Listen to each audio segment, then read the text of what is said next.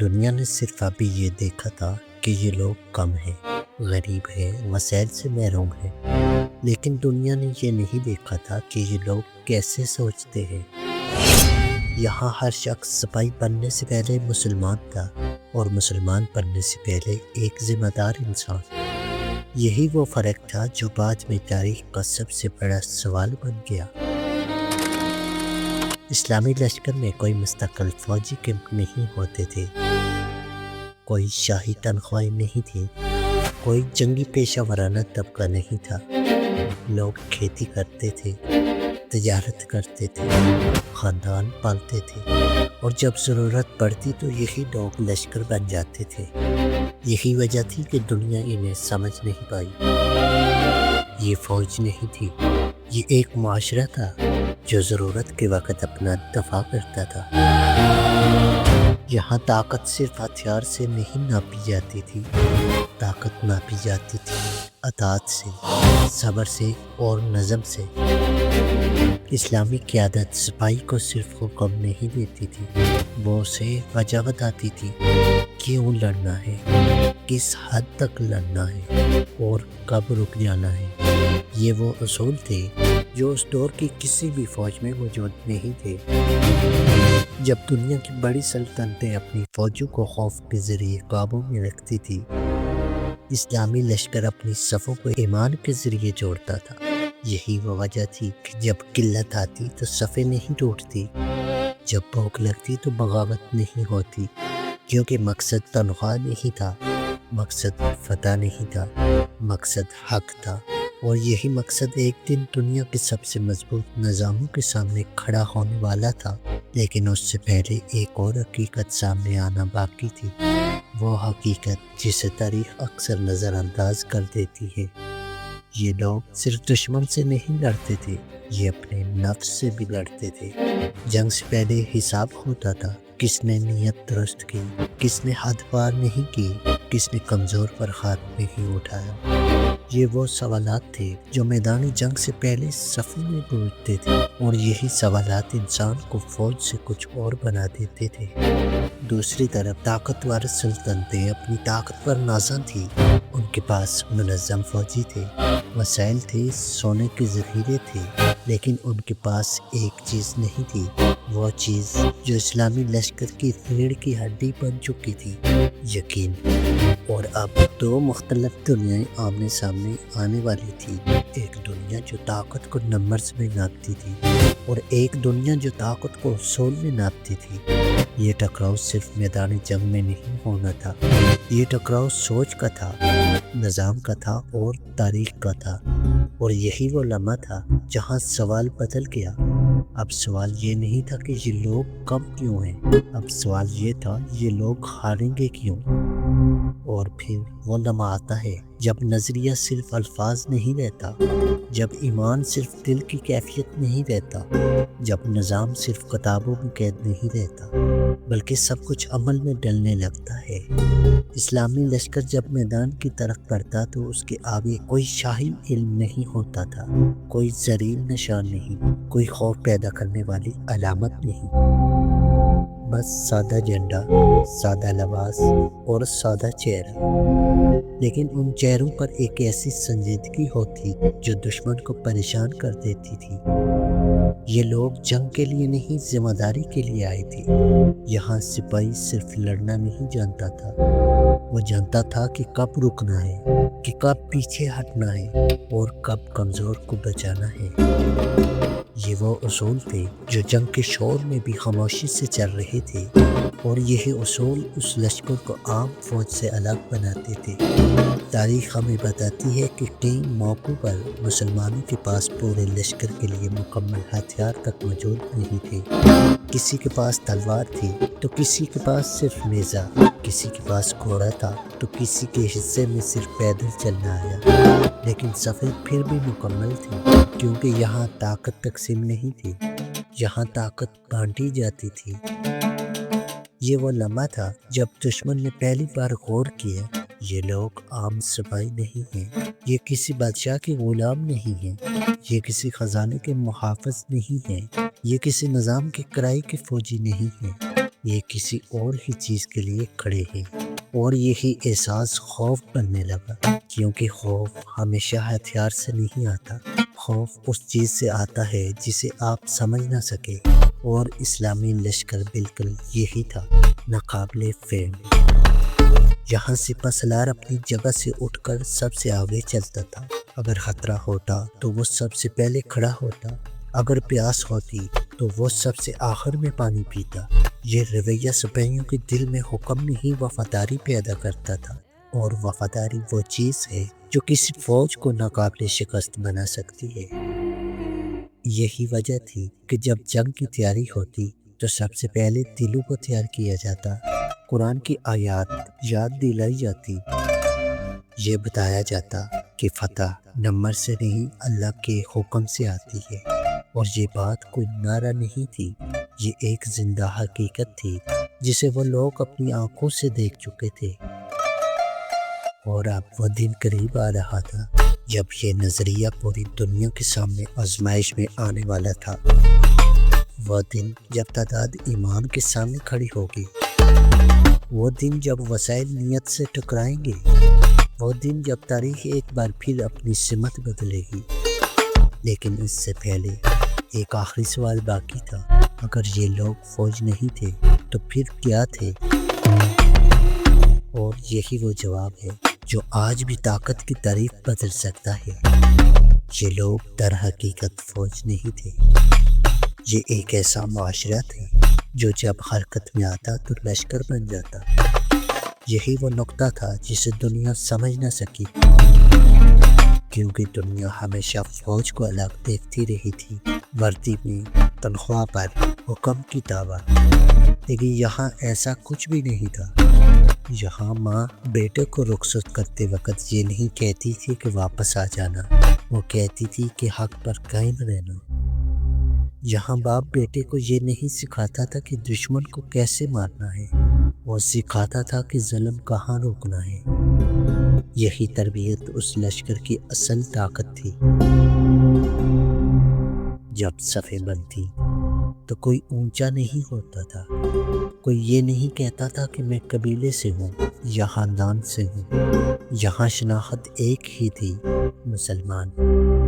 یہ شناخت نسبت سے بڑی تھی، دولت سے بڑی تھی، اور جان سے بھی بڑی تھی۔ دشمن کی فوجیں جب سامنے آتی تو ان کے قدم زمین پر بھاری ہوتے، ہتھیار چمکتے، ڈالیں ٹکراتی، اور آواز خوف پیدا کرتی تھی۔ لیکن اسلامی لشکر خاموش ہوتا۔ یہ خاموشی کمزوری نہیں تھی، یہ وہ سکون تھا جو صرف یقین سے پیدا ہوتا ہے۔ تاریخ کے صفحات گواہ ہیں کہ کئی بار مسلمانوں کے پاس مکمل جنگی منصوبہ بھی نہیں ہوتا تھا، لیکن ان کے پاس ایک اصول ضرور ہوتا تھا۔ فیصلہ میدان میں نہیں، قیادت کے گرد ہوتا تھا، اور قیادت اپنی خواہش سے نہیں، اصول سے فیصلہ کرتی تھی۔ یہی وجہ تھی کہ جب کبھی پیچھے ہٹنے کا حکم دیا گیا تو کسی نے سوال نہیں کیا، اور جب آگے بڑھنے کا حکم ملا تو کسی نے جان بچانے کی نہیں سوچا۔ یہ وہ عادت تھی جو خوف سے نہیں، اعتماد سے پیدا ہوتی ہے، اور اعتماد تب آتا ہے جب قائد اپنے قول پر خود عمل کرے۔ یہاں قائد اپنے لشکر کو وہی حکم دیتا تھا جو خود کرنے کے لیے تیار ہوتا تھا۔ یہی وجہ تھی کہ یہ لشکر بکھرتا نہیں تھا۔ اب دنیا آہستہ آہستہ یہ سمجھنے لگی تھی کہ مسئلہ تعداد نہیں، مسئلہ ہتھیار نہیں، مسئلہ اس کی سوچ کا ہے جو ان لوگوں کو اکٹھا رکھے ہوئے ہے، اور یہی سوچ سب سے خطرناک تھی، کیونکہ یہ سوچ فتح کے بعد واپس نہیں جاتی تھی، یہ سوچ رہ جاتی تھی شہروں میں، بازاروں میں، عدل کے نظام میں، انصاف کے فیصلوں میں۔ اور یہی وجہ تھی کہ دشمن صرف جنگ نہیں ہارتا تھا، وہ اپنا اثر بھی کھو دیتا تھا۔ اور اب ہم اس مرحلے پر پہنچ رہے تھے جہاں یہ نظریہ صرف صفوں میں نہیں، میدان میں بولنے والا تھا۔ یہ وہ مرحلہ تھا جہاں تاریخ خاموشی سے اپنی سانس روک لیتی ہے، کیونکہ اب جو ہونے والا تھا وہ اس سوال کا جواب تھا جو شروع سے پوچھا جا رہا تھا۔ وہ فوج جس کے پاس فوج نہیں تھی، آخر وہ جیتی کیسے تھی؟ اس کا جواب اب ہم سے زیادہ دور نہیں، اور جب وہ جواب سامنے آئے گا تو طاقت کی تعریف ہمیشہ کے لیے بدل جائے گی۔ یہ وہ لمحہ تھا جب میدان میں خاموشی پھیل گئی، ایسی خاموشی جو طوفان سے پہلے آتی ہے۔ سامنے تعداد میں زیادہ دشمن، ہتھیاروں سے لیس، پورے اعتماد کے ساتھ، اور سامنے ہی وہ لوگ جن کے پاس اب بھی کچھ نہیں تھا، نہ اضافی کمر، نہ محفوظ قلعے، نہ پیچھے ہٹنے کا راستہ، صرف ایک صف، ایک سمت اور ایک یقین۔ یہاں کوئی چیخ نہیں ماری گئی، کوئی جذباتی نعرہ نہیں لگایا گیا، بس صفیں سیدھی کی گئی، نگاہیں جھکی، دل مضبوط کیے گئے۔ یہ وہ لمحہ تھا جہاں انسان اپنی طاقت پر نہیں، اپنے رب پر بھروسہ کرتا تھا، اور یہی وہ لمحہ تھا جہاں یہ بے فوج اصل معنوں میں لشکر بن گئے۔ پہلا وار تلوار کا نہیں تھا، پہلا وار حوصلے کا تھا، کیونکہ جب ایک کمزور طاقتور کے سامنے ڈٹے رہنے کا فیصلہ کر لے تو طاقت کا توازن اسی لمحے بدل جاتا ہے۔ دشمن نے یہ توقع نہیں کی تھی، وہ سمجھ رہا تھا کہ یہ لوگ تعداد دیکھ کر ٹوٹ جائیں گے، لیکن یہ لوگ تعداد دیکھ کر اور مضبوط ہو گئے۔ جب ٹکراؤ ہوا تو زمین نے ایک نئی تاریخ لکھی۔ یہاں ہر قدم سوچا سمجھا تھا، ہر حرکت نظم کی تابع تھی۔ کوئی اپنی جگہ نہیں چھوڑتا تھا، کوئی اکیلا آگے نہیں بڑھتا تھا۔ یہ انفرادی بہادری نہیں تھی، یہ اجتماعی شعور تھا، اور یہی چیز کسی بھی فوج کو ناقابل شکست بناتی ہے۔ زخم لگے، خون بہا، لوگ گرے، لیکن صفیں نہیں ٹوٹی، کیونکہ یہاں شکست کا تصور موت نہیں تھا، شکست حق سے ہٹنا تھا۔ اور جب یہ معیار بدل جائے تو میدان بھی بدل جاتا ہے۔ اسی دوران ایک اور چیز سامنے آئی۔ دشمن اپنی طاقت کے باوجود غصے میں تھا، کیونکہ اسے وہ رد عمل نہیں مل رہا تھا جس کی وہ عادت رکھتا تھا۔ یہ لوگ بھاگ نہیں رہے تھے، بد نظمی کا شکار نہیں تھے، چیخ نہیں رہے تھے، یہ خاموشی سے اپنا کام کر رہے تھے، اور یہی خاموشی دشمن کے لیے سب سے زیادہ خوفناک تھی۔ یہاں کوئی فتح کا جشن نہیں ہوتا تھا، اور نہ ہی شکست کا خوف، بس ذمہ داری تھی۔ ہر قدم ایک امانت تھا، اور امانت شور سے نہیں سکون سے نبھائی جاتی ہے۔ وقت گزرتا گیا، اور رفتہ رفتہ یہ واضح ہونے لگا کہ میدان میں سب کچھ بدل چکا ہے۔ طاقت اب تعداد میں نہیں رہی، طاقت اب نظم میں تھی، حوصلے میں تھی، اور یقین میں تھی۔ یہ وہ لمحہ تھا جہاں دشمن نے پہلی بار پیچھے ہٹنے کا سوچا، نہ اس لیے کہ وہ کمزور ہو گیا تھا، بلکہ اس لیے کہ وہ سمجھ گیا تھا یہ لوگ عام فوج نہیں ہے، یہ لوگ ٹوٹتے نہیں ہیں۔ اور یہی وہ احساس تھا جو کسی بھی جنگ کا اصل فیصلہ کرتا ہے۔ جب ایک طرف شف داخل ہو جائے اور دوسری طرف یقین قائم رہے تو انجام خود لکھا جاتا ہے۔ لیکن ابھی سب کچھ ختم نہیں ہوا تھا، کیونکہ اصل فتح میدان کے بعد شروع ہونی تھی۔ اصل امتحان تلوار رکھ دینے کے بعد تھا۔ وہ امتحان اس بے فوج کے لیے سب سے بڑا تھا۔ کیا یہ لوگ فتح کے بعد وہی کریں گے جو جنگ سے پہلے تھے؟ جب تلواریں نیام میں گئیں تو اصل امتحان شروع ہوا، کیونکہ جنگ جیتنا آسان ہوتا ہے، لیکن فتح کے بعد انصاف پر قائم رہنا سب سے مشکل ہوتا ہے۔ اور یہی وہ مقام تھا جہاں یہ بے فوج دنیا سب سے مختلف ثابت ہوئی۔ فتح کے بعد کوئی انتقام نہیں لیا گیا، کوئی گمنڈ نہیں تھا، کوئی فتح کے نعرے نہیں۔ یہاں فتح اپنے آپ کو فاتح سمجھتا ہی نہیں تھا، وہ خود کو ذمہ دار سمجھتا تھا، ذمہ دار ان لوگوں کا جو اب اس کے زیر اثر تھے۔ یہاں شہر فتح ہونے کے بعد گھر محفوظ رہے، بازار آباد رہے، عبادت گاہوں کو ایمان دی گئی۔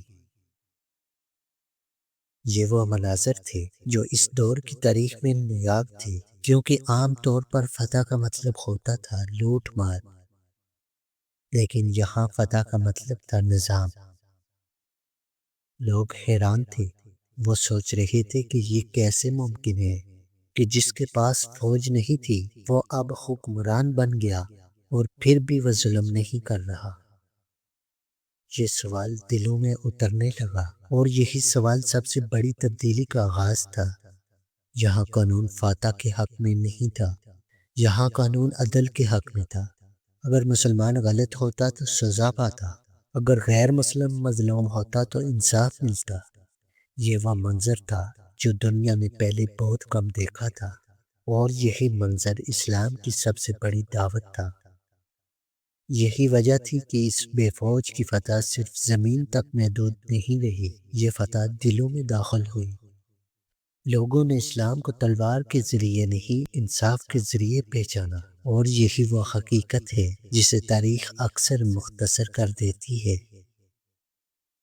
یہ لشکر جہاں جاتا وہاں خود کو برقرار نہیں رکھتا تھا، یہ نظام چھوڑ جاتا تھا، نظم چھوڑ جاتا تھا، عدل چھوڑ جاتا تھا، ذمہ داری چھوڑ جاتا تھا، اور یہی چیز اسے باقی رکھتی تھی صدیوں تک۔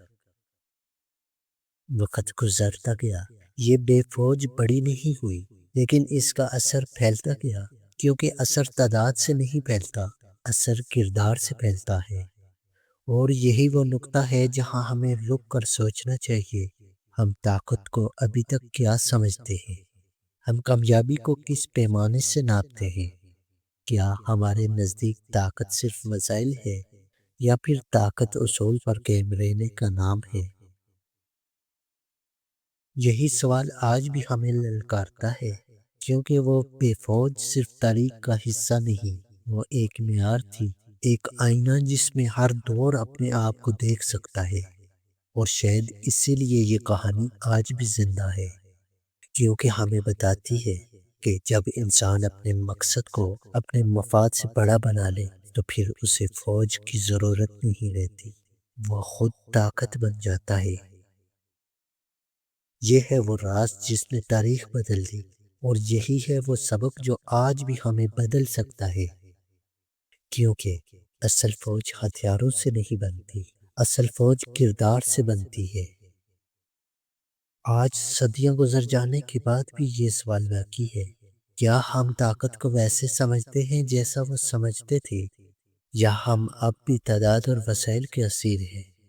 یہ ڈاکومنٹری صرف جنگ کا بیان نہیں، یہ ایک یاد دہانی ہے، یاد دہانی کہ اصل طاقت کردار سے جنم لیتی ہے، کہ اصل فوج نظم اور نیت سے بنتی ہے، اور یہ کہ جس کے پاس واضح مقصد ہو اسے فوج کی ضرورت نہیں رہتی، کیونکہ وہ خود ایک لشکر بن جاتا ہے۔ یہ تھی وہ فوج جس کے پاس فوج ہی نہیں تھی، لیکن جس نے تاریخ کو ہمیشہ کے لیے بدل دیا۔